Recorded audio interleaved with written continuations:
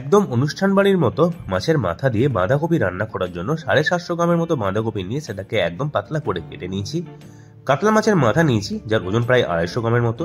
দুটো মিডিয়াম সাইজের আলু নিয়ে পরে সেটাকে কিউব পিস করে কেটে নিয়েছি। নিয়েছি একটা বড় সাইজের টমেটো, সেটাকে মিডিয়াম সাইজের পিস করে কেটে নিয়েছি। একটা বড় সাইজের পেঁয়াজকে স্লাইস করে কেটে নিয়েছি। নিয়েছি হাফ কাপের মতো মটরশুঁটি, 1 ইঞ্চির মতো আদা, 4টে কাঁচা লঙ্কা। আদা আর কাঁচা লঙ্কাটাকে একটা মিক্সিতে পেস্ট রেডি করে নিতে হবে। এবার একটা কড়াই গরম করে তাতে অ্যাড করে দিচ্ছি 4 চামচ সরষের তেল। নিয়ে তার মধ্যে একটা তেজপাতাকে ছোট ছোট পিস করে অ্যাড করছি। একটা গোটা শুকনো লঙ্কা, 2টো ছোট এলাচ, 3-4টের মতো লং আর হাফ ইঞ্চির মতো দারচিনি। দিয়ে দেবো হাফ চামচের মতো গোটা জিরে। নিয়ে হাই ফ্লেমে ভালো করে একবার মিশিয়ে মশলাগুলোকে ঘুরিয়ে নিচ্ছি। তার মধ্যে এবার কিউব পিস করা আলুগুলোকে দিয়ে পরে 3 থেকে 4 মিনিট মিডিয়াম ফ্লেমে ভেজে নিতে হবে। তাহলে আলুগুলো হালকা ভাজা হয়ে যাবে আর হালকা সেদ্ধ হয়ে যাবে।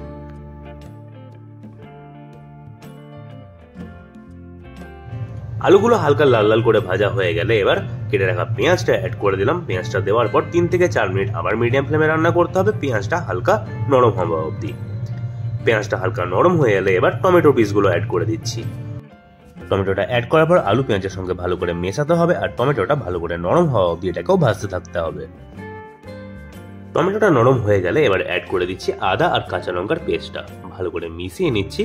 তারপরে গ্যাসের লো থেকে মিডিয়াম ফ্লেমে প্রায় 5 মিনিটের মতো রান্না করতে হবে, যতক্ষণ না আদার কাঁচা ভাবটা যাচ্ছে।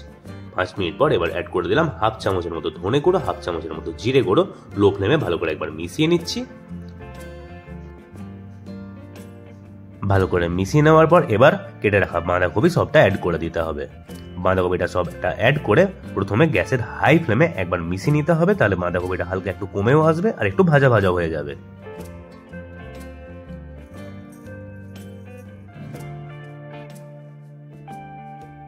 বাঁধাকপিটা মশলার সাথে মিশিয়ে হালকা ভাজা হওয়ার পর এবারে মটরশুঁটিটা অ্যাড করে দিলাম।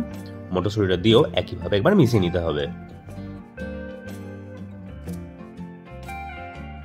এবারে অ্যাড করে দেবো হাফ চামচের মতো হলুদ গুঁড়ো, তার সাথে দিয়ে দিচ্ছি হাফ চামচের মতো কাশ্মীরি লাল মির্চের পাউডার, স্বাদ অনুসারে নুন আর স্বাদটাকে একটু ব্যালেন্স করার জন্য দিয়ে দিলাম 1/4 চামচ চিনি। গুঁড়ো মশলাগুলো দিয়ে ভালো করে মিশিয়ে পরে মিডিয়াম ফ্লেমে 1-2 মিনিট রান্না করে নিচ্ছি।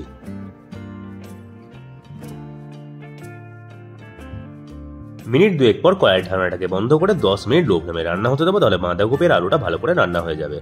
দেখতে পাচ্ছেন 10 মিনিট পর বাঁধাকপিটা অনেকটা কমে এসছে। বাঁধাকপি থেকে যে জল বেরিয়েছিল সেই বাঁধাকপির জলে কিন্তু বাঁধাকপিটা রান্না হয়ে গেছে, আলাদা করে জল অ্যাড করার প্রয়োজন নেই।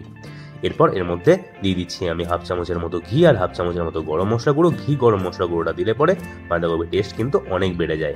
মাছের মাথা না মেশালেও এইভাবেও যদি বাঁধাকপি তরকারি আপনারা রান্না করে খান তার টেস্টও কিন্তু দারুণ হয়। বাঁধাকপির তরকারিটা পুরো রেডি হয়ে যাওয়ার পর এবার মাছের মাথাগুলোকে নিয়ে পরে তার মধ্যে আমি হাফ চামচ হলুদ গুঁড়ো আর হাফ চামচ নুন দিয়ে পরে ভালো করে একবার মাখিয়ে নিচ্ছি।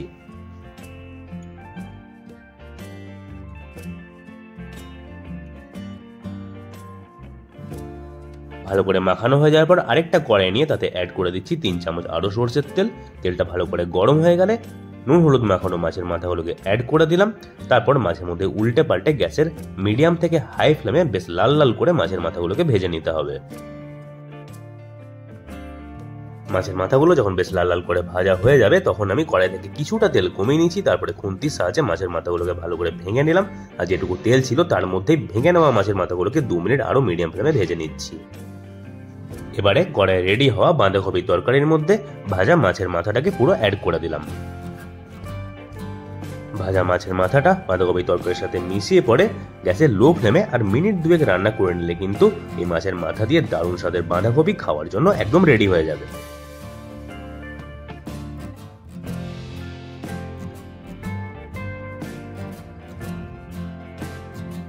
একদম অনুষ্ঠান বাড়ির মতো মাছের মাথা দিয়ে বাঁধাকপি খাওয়ার জন্য একদম রেডি। গরম ভাতে খেতে এটা দুর্দান্ত লাগে। আজকের রেসিপিটা আপনাদের কেমন লাগলো সেটা কমেন্ট করে জানাবেন। রেসিপিটা ভালো লাগলে ভিডিওটা একটা লাইক করে দেবেন, রেসিপিটা সবার সাথে শেয়ার করবেন।